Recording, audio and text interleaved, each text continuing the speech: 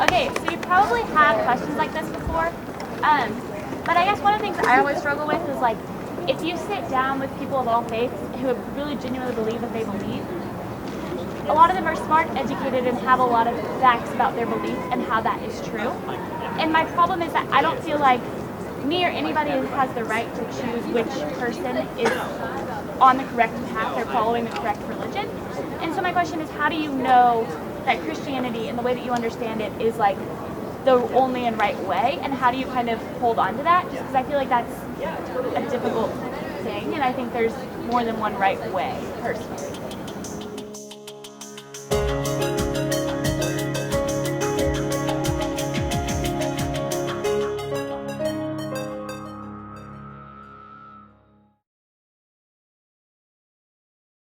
Some people hold dogmatically to a truth. And the truth that they hold dogmatically to is all paths lead to heaven. Okay? Now, Muhammad, Jesus Christ, and Moses contradict that dogmatic position. Moses, Muhammad, and Jesus Christ insist there is one true living God. There are not many gods. And then Moses, Muhammad, and Jesus disagree about the way to God. Although Jesus and Moses really didn't disagree, but Jesus adds to what Moses was teaching.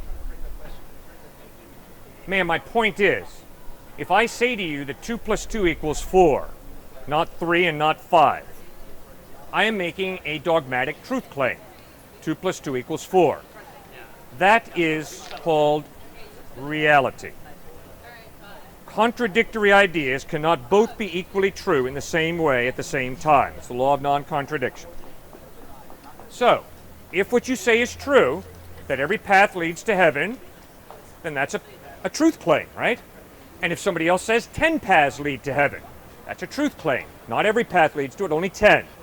And if someone else, like Jesus Christ, says, I am the way, the truth, and the life, no one comes to the Father except through me, that's a truth claim. All these truth claims contradict each other, so they can't all be right. They're either all wrong or one of them's right.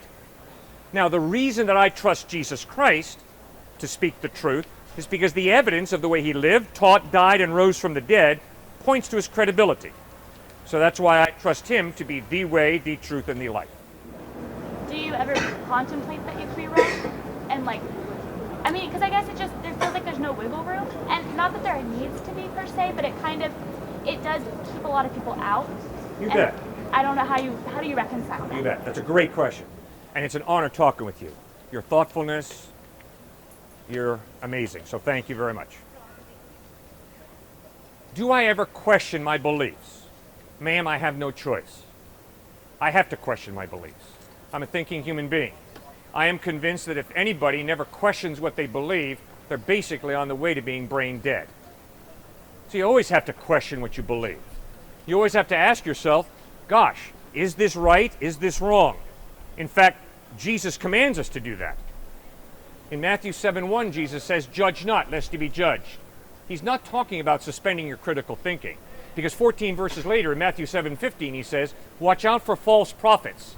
They come to you in sheep's clothing, inwardly they're ferocious wolves, and they will eat your lunch. In other words, good and evil are so intertwined in this world that if you don't consistently analyze and think, you're going to get ripped off. My experience is, he's absolutely right. I will get ripped off by a con artist, a charlatan, a liar, a hypocrite. And so will you. So that's why you better think critically and be skeptical. But you better not be cynical, because a cynic can't trust anybody or anything, because they've been burned so badly. And guess what that leads to? That leads to a life of total loneliness and isolation. I can't trust anybody, because they've hurt me. People have hurt me, so I can't trust anybody here, because they've hurt me.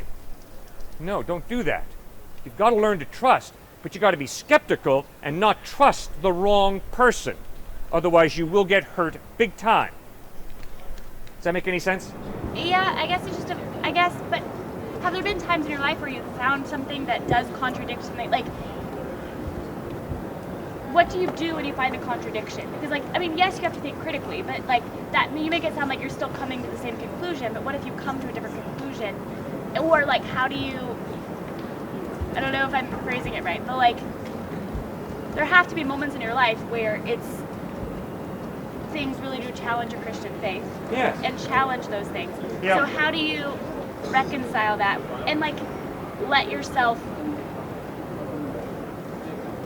I don't know, how do you reconcile that besides just critically thinking? But, like, is it just having to kind of go into yourself and really, like, find what you believe? And if it does conflict with the Christian faith, is that okay? Or is that, you know, because I feel like based on what you say, I feel like the assumption is that, yes, you critically think, but this is still ultimately where you're going to end up because this is still ultimately the truth. And I think that, what if that isn't the case? I feel like you have these two extremes, and I don't necessarily agree that there are necessarily these two extremes. I think that there are two extremes, but I don't know, I think there are things that fall in the middle, or at least your people fall in the middle. And you can disagree with that, but I respect your right to say that, but I think you just were pretty insensitive to me. I don't think I would have ever called you on that. Why? Ma'am, my environment that I grew up in gave me the two options: faith in Christ, atheism. So that's why when I'm sitting next to the casket of my niece, because those were the two major options I had in my environment. God exists, God doesn't exist, God is Jesus, or there is no God. That's what I'm struggling through existentially. Right. Now, when somebody else from a Buddhist tradition or a Hindu tradition or a Muslim tradition comes to me and says, Cliff, here's a better option than Christ, I have to be open and say, okay, fine, tell me about it. Okay. And so after the funeral, weeks after, months after, because I speak on university campuses semi-regularly, I had those other options put before me. And so my question for my Buddhist friend is, what is your solution to my niece being killed in an automobile accident? And when you read the teachings of Siddhartha Gautama Buddha, the solution is very simple. Cut off your desires. Detach. I'm sorry. I find that to be hardening of my heart. I am not going to detach from the suffering in this world. Why? Because I am convinced that is dehumanizing if I just detach. I am convinced there is real good, real evil. That's my experience, my observation. So that's why I cannot follow Siddhartha Gautama Buddha. I have great respect for the man. The way he turned his back on materialism and lived the life of an ascetic, I applaud. But the solution for suffering, to detach, to cut off my desires, I can't believe anybody would. I understand experientially why someone might do that. I'm just going to detach so I don't get hurt so badly. But my point is, gosh, that's dehumanizing. Okay, and I hear that. So, yeah, and I didn't mean to be judgmental. It was more just that's the thought. But I understand that would be a difficult thing to go through, so I'm sorry. No problem, ma'am. And you know something? I know you didn't mean anything by it, okay? But I think that you've been influenced by some people who are not willing to grapple with the exclusivity of all truth claims. You see, like it or not, ma'am, if I stand back and say, all paths lead to heaven, that is an exclusive claim. It's a truth claim. Do you know what it's claiming? It's claiming that the majority of human beings on the planet are wrong. Because the majority of human beings on the planet are either Muslim or Christian. And they don't believe that all paths lead to heaven. Now, I got no problem with that, but I'm trying to point out to you, ma'am, that I think you've been influenced. I don't know this, obviously, because I've never talked with you in depth. But due to what you've got there on your shirt and your line of thinking, just watch out for those folks. You'll find them in many Christian churches who say, all paths lead to heaven because God is love. Well, that is a really incredible truth claim.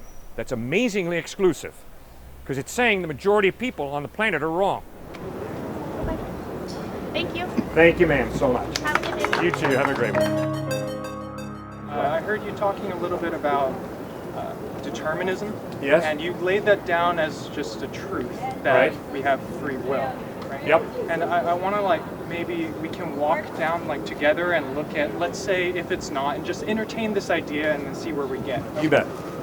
So,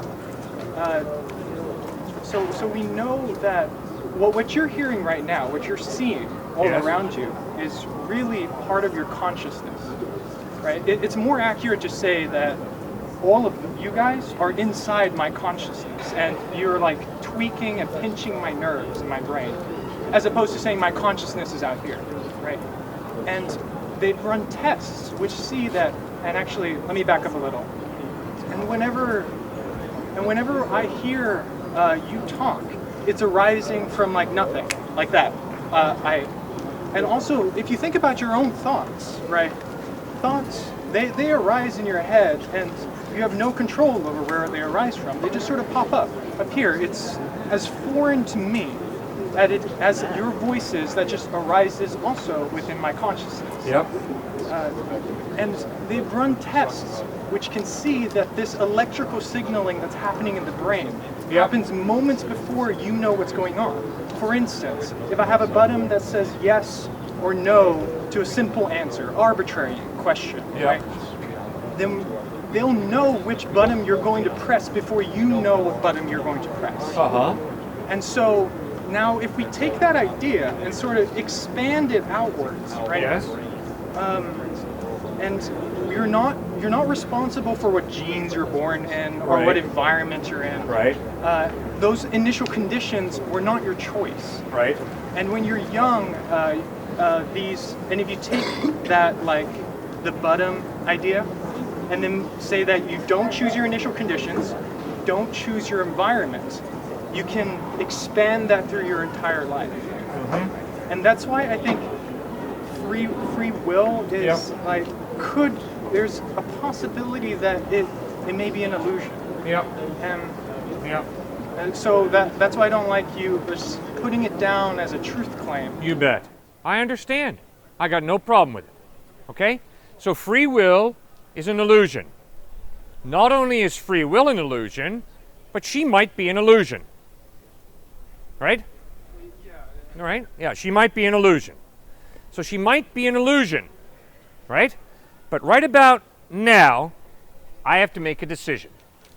And the decision I have to make is, does the evidence point to her being an illusion, or does the evidence point to her being there, and I better stop right there? She's probably there. I mean, Probably. I agree. But we can't prove it, right? Yeah. So it's possibly an illusion. My point to you is simple, sir. My point is, you can't live that way. You have to make decisions based on evidence. And the evidence is she is there, so my hand better stop right there. Because if I continue swinging, it's going to lead to pain, a breakdown in our friendship. It's going to be not good. So, let's not live in this la-la land of anything's possible. Yes, I am aware that anything is possible, and it's possible she's not here. I have to live my life based on evidence. And the same thing with free will. Believe it or not, sir, not everybody speaks to me as politely and respectfully as you have, and I appreciate it, okay? And when I'm confronted by a rascal, and there are a few rascals on this campus who come and speak here to me, I have to make a decision. And the decision I have to make is everything in me wants to basically embarrass the guy because he's so illogical and irrational. He's so emotionally biased against Christ. It's a joke. But I got to be careful that I don't do that. I have done it too often. And I have to make a decision to respect the guy, even though I think he's jerking me around, playing games with my head. And it's not an easy decision. So you see, sir, at times I've blown it, and I've been disrespectful and shredded a guy, and all other times I've been respectful. So my experience of life is, I don't have to respect you, and I don't have to disrespect you. I have a free will. That's my experience. Now, if your experience is different, so be it. But guess what? If you tell me you don't have a free will and you whoop up on him, I'm going to grab you and I'm going to say, guess what? You do have a free will. You abuse the free will in whooping up on him, and I'm holding you responsible. So that's why I believe there's a free will. I agree that free will is really important in our society. Like, it's a deterrent, right? And It's a deterrent? what I mean is, it's important to have punishments for someone's actions and hold them accountable for their actions. So that, and if everyone had the notion that we don't have any free will, then you're right, it would be chaotic, it wouldn't work, right? A thing that bothers me about the notion of free will is how it applies to children, young adults versus adults. Good. For some reason, there's a gray line between when a kid becomes an adult. There's not a point where a kid becomes an adult, right? And for some reason, if a young child commits a crime, then they're not held to the same standard that an adult is. Exactly. But yet,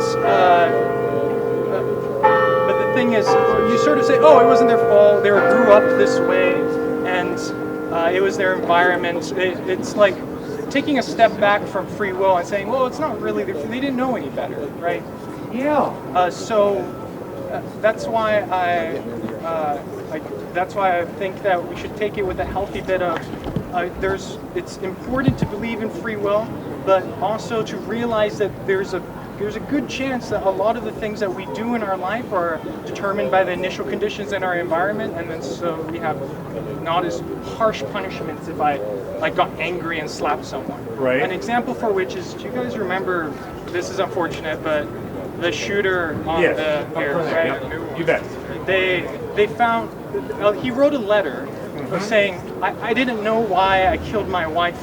I don't know why I killed my kids. Right. Someone needs to look into my brain to see if anything's wrong with it. Right.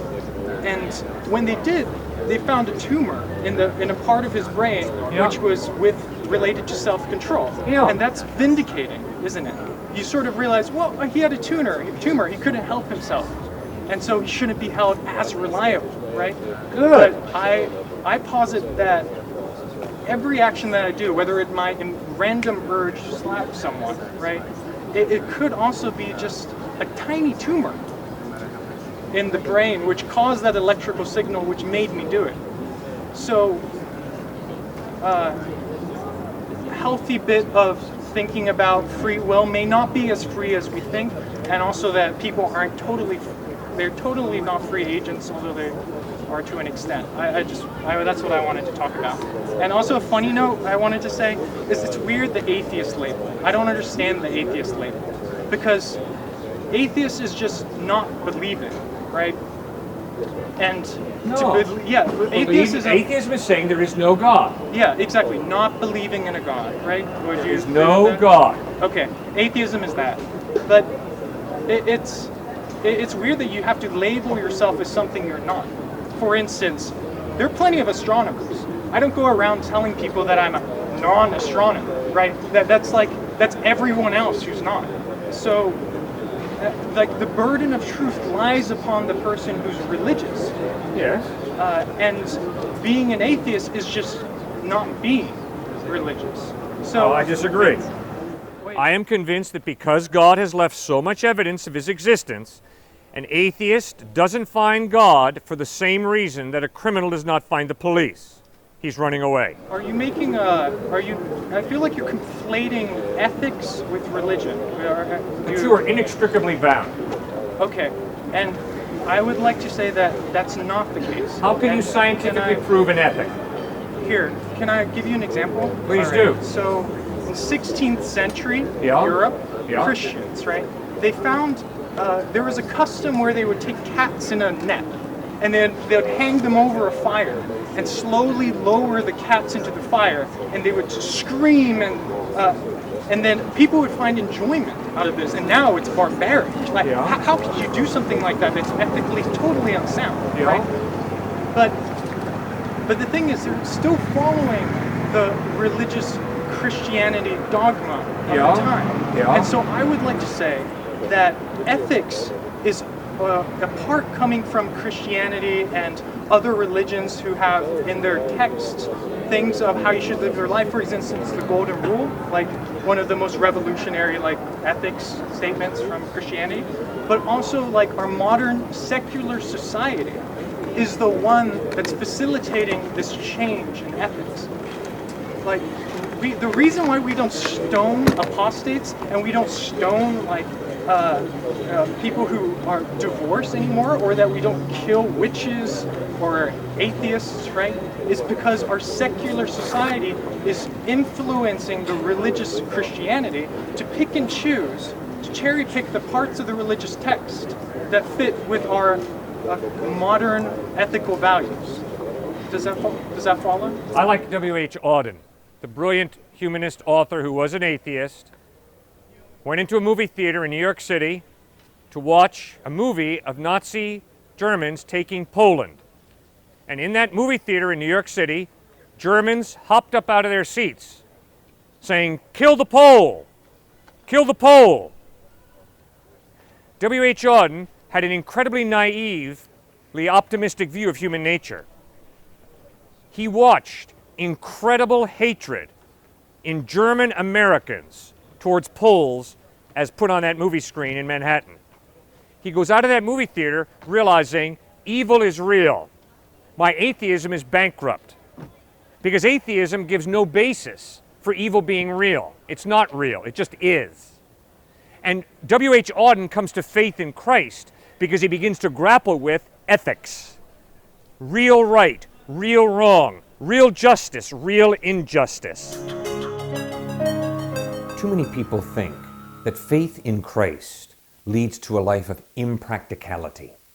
Too many people think that faith in Christ is a type of spirituality that disconnects you from life. Nothing could be further from the truth. In Luke chapter 16, Jesus tells a fascinating parable about a wealthy man who called his manager into his office and said, "Give me an account of what you've done." After listening to him, the rich man, the owner, says, "You're fired." The manager thinks, "Whoa, what am I going to do? I'm not strong enough to dig ditches, and I'm not going to spend my life begging for bread, for money.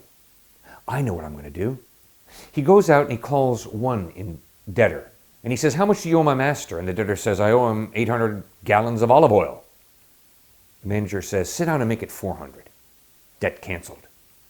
With the second debtor, the manager asks, "How much do you owe my master?" And the second debtor says, "I owe him 1,000 bushels of wheat. And the manager says, "Sit down and make it 800. The wealthy man calls his manager in and says, "I know what you've been doing, and I want to commend you. You were shrewd." Now, when Jesus tells that parable, he is not giving a lesson on ethics. But what he is saying is, the manager didn't go out and blame others. He didn't go out and complain. He didn't go out and get drunk or slit his wrists. Instead, he was confronted by a big problem, the loss of his job. And he began to solve the problem practically. God gave you and me a rational mind for a purpose, to use the thing. And part of using our rational minds means to solve problems, to put the best scenario together we are capable of. I don't think I'm speaking to many lazy people. But if you're like me, you are selectively lazy. A good friend of mine pointed out to me, "Cliff, you complain too much about doing administrative tasks. You're sharp enough to complete some administrative tasks. You're being lazy." My friend was right, and I appreciated him confronting me with that fact. It's very easy to be selectively lazy. Yes, when I was in high school, I loved playing ball and I loved social interaction. Not easy for me to study. And I'm so grateful that I had a father who disciplined me, who prayed for me, who loved me, and who encouraged me and taught me to study. I'm not the only high school kid like that, am I? No, there are many who love to play sports, who love to get into art, music, but let's not crack a book. That's boring. There are many men who hit home runs on the job.